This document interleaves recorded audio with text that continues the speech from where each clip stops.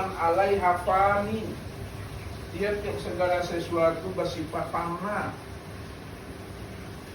Yang bersifat baqo itu Allah. Baqo artinya apa itu? Kekal. Wujudnya itu kekal abadi. Dia yang awal, dia yang akhir, dia yang zahir, dia yang batin, dia yang wujud, dia yang bersifat, dia segala-galanya adalah dia, itu dia tuh. Jadi kuncinya melihat Allah itu hapuskanlah wujud alam ini, ya, dalam pandangan hati ini. Kalau udah hapus wujud alam dalam pandangan hati, udah hapus pula wujud kita dalam pandangan hati, maka barulah hati itu mampu memandang Allah lah yang wujud sekalian alam, Allah lah yang wujud pada sekalian diri itu. Di situ Rasulullah itu di waktu Mi'rajnya, ini lihat. Pada saat ditanya oleh Umar bin Khattab, ya Rasulullah, apakah benar engkau melihat Allah ya Rasulullah? Apa jawaban Rasulullah?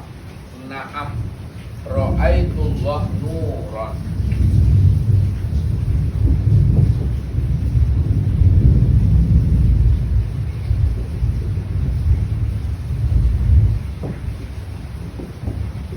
Jawabannya, apakah benar engkau melihat Allah ya Rasulullah? Na'am, iya.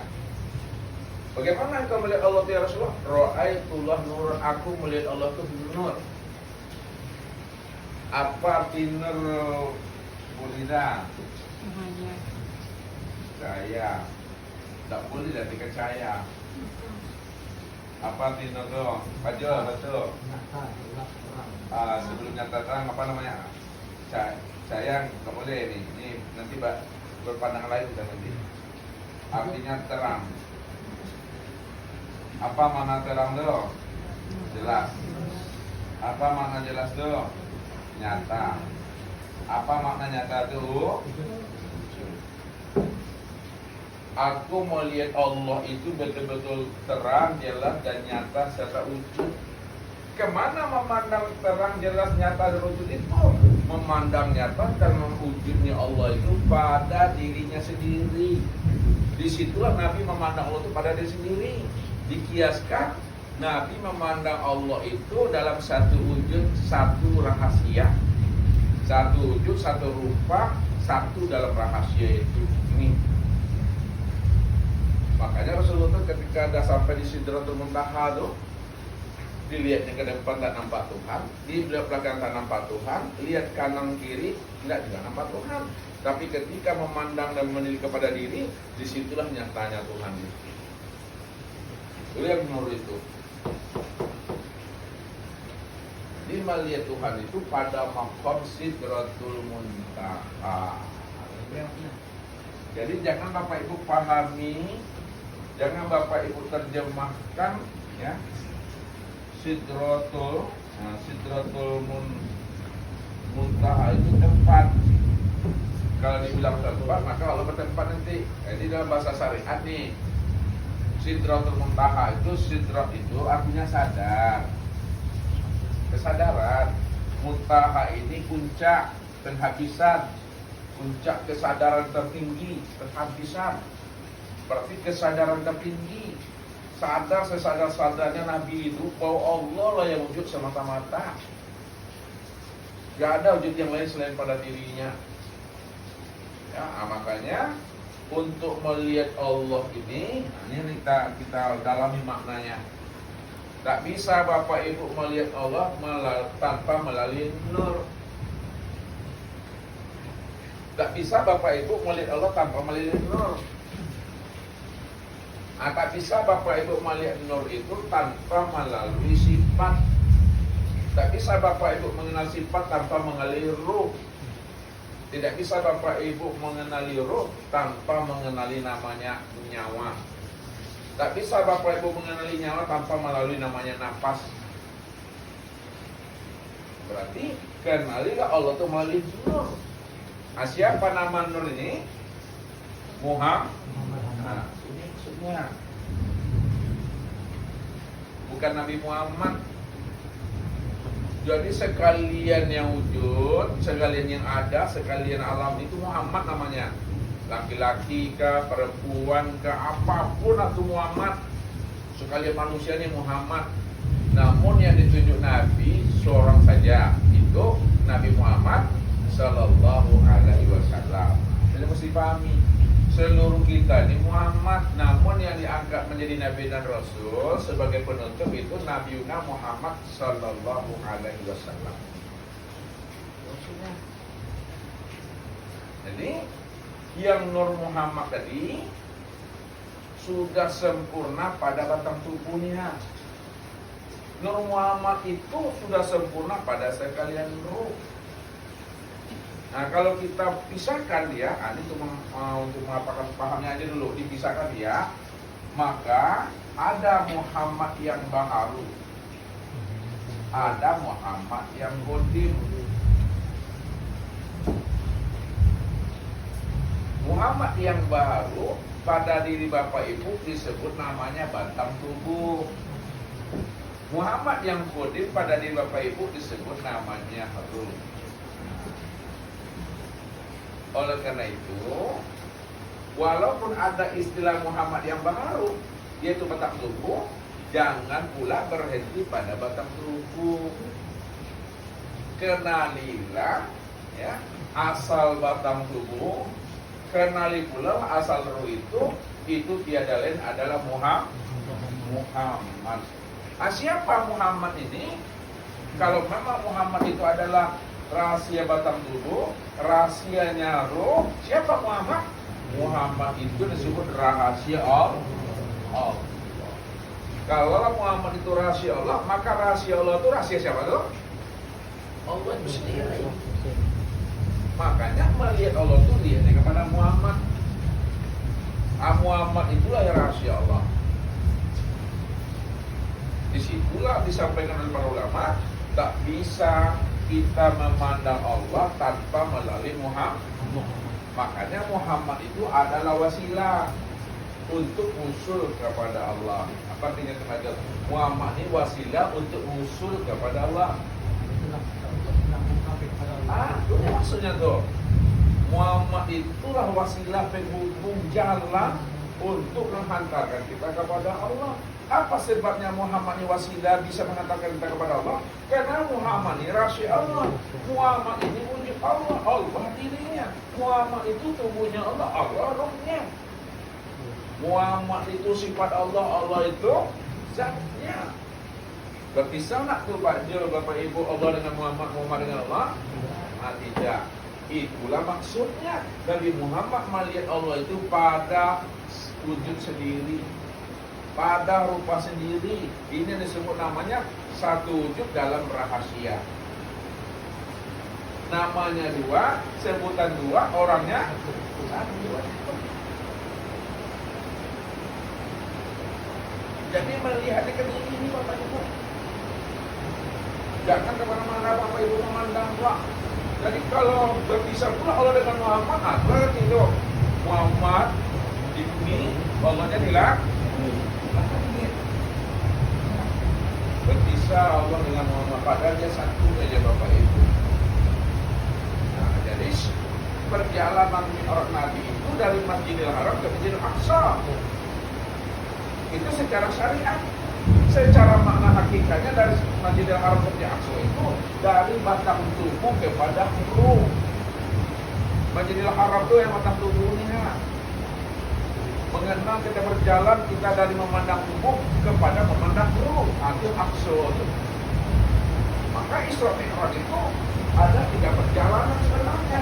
Nah, nanti yang kita potong nanti ada namanya perjalanan syariat, ada namanya perjalanan tarekat, ada perjalanan hakikat. Perjalanan syariat ini disebut perjalanan Islam. Perjalanan tarekat ini perjalanan iman. Perjalanan hakikat perjalanan ihsan. Perjalanan Islam itu perjalanan batang tubuh. Perjalanan tarekat itu perjalanan iman, itu hati.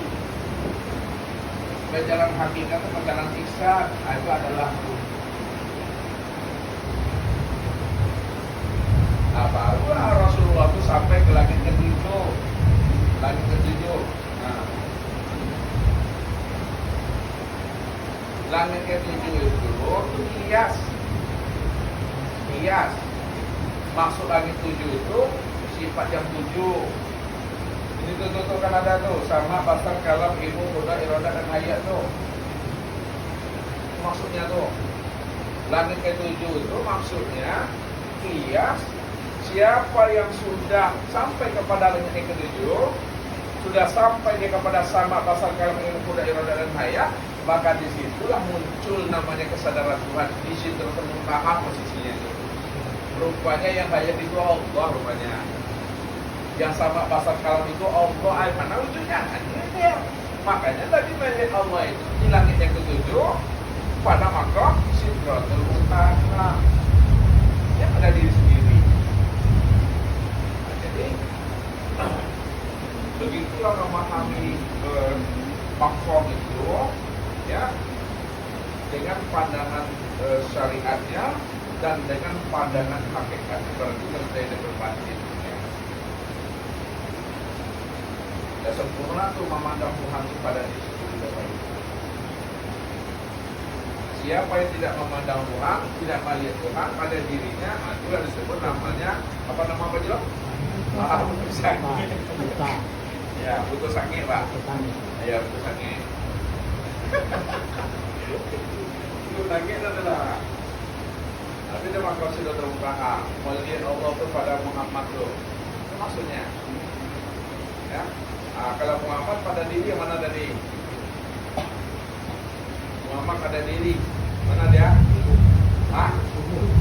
Muhammad pada diri. Kalau dibagi ada kodim ada yang baru. Yang kodim nampak pada diri mana? Udah. Jadi ya. Kalau nggak ada Muhammad, anda bisa bergerak tubuh ini. Kalau nggak ada Muhammad, dan bisa hidup dia. Sedangkan Muhammad itu yang kodek tadi itu sifat yang tujuh tadi.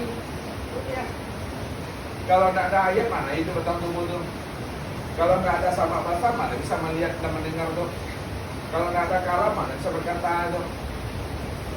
Makanya Muhammad itu jadi rahmatan lil alamin dan rahmatan lil alamin. Rahmatan lil alamin itu di sini ya. Karena Nur Muhammad sampai ke mata amalia, mata tuh. Sampai dia ke telinga mendengar dia tuh. Sampai ke batang tubuh, itu dapat dari tubuh tuh. Itu rahmatan lil alamin tuh. Kalau rahmatan lil alamin, itu sekalian alam. Rahmatan lil alamin itu tubuh ini sendiri dia. Maka karena ilah Muhammad itu rahasia Allah, ya Allah itu sendiri. Berarti Nabi Muhammad itu memandang Allah itu ke luar diri atau ke dalam diri? Ke dalam diri. Cuma kalau digunakan bahasa ke dalam diri, bisa juga nanti kita disalahkan orang. Jadi yang tepat bahasanya itu jangan ke dalam diri. Melihat Allah itu pada diri, jangan ke dalam diri, pada diri. Namun dalam proses belajar, kita itu menilik ke dalam lapisan-lapisan itu, pandangan itu maksudnya. Jadi itu saja Bapak Ibu yang dirahmati Allah, bahwa ya sebelum kita ini mati, kita sudah melihat dan menyaksikan Allah itu setiap harinya pada diri masing-masing. Ya, baik di luar diri maupun di dalam diri.